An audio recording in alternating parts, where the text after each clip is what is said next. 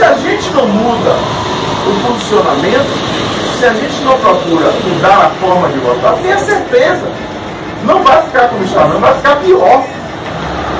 Porque a tendência é piorar se a gente não mudar. A culpa de tudo isso está nas nossas mãos de continuar. Ou a gente procura ter uma ação inteligente, uma visão diferente, ou vamos cair no mesmo erro. E depois é passar mais 4 anos reclamando. A senhora me disse hoje de manhã, agora vocês aparecem, né?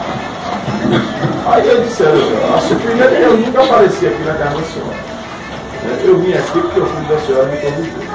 E outra coisa, em época de verão, se usa sunga. Em época de inverno, se usa agasalho. Em época de política, se pede voto. Agora, se a senhora está se referindo em vir pedir o voto, ser eleito e depois sumir, eu não tenho culpa nisso. Eu nunca fui eleito. Então, a época de pedir o voto é agora mesmo. Não tem outra época não, até porque a legislação só permite que peça agora. Só permite que peça agora. A realidade é essa. Agora, o compromisso que for assumido para depois do mandato, aí não tem jeito. Não tem jeito. Tem que se confiar. Mandato quer dizer procuração. São palavras sinônimas no direito. Mandato e procuração. Quando você contrata um advogado, você assina uma procuração. Depois, quando você não está mais satisfeito com o advogado, o que você faz? Você muda de advogado, né? Cancela a procuração e não. A mesma coisa é o mandato.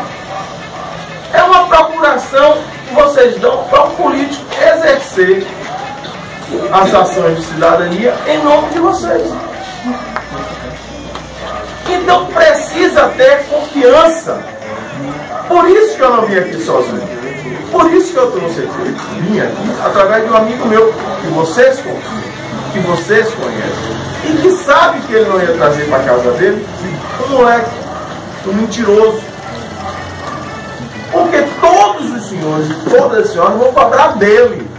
Opa! Cadê aquele homem lá que foi lá em cima, que eu falo aquelas coisas bonitas, lá que o menino na cabeça? É tempo de mudança, meu povo! Capitão Oli!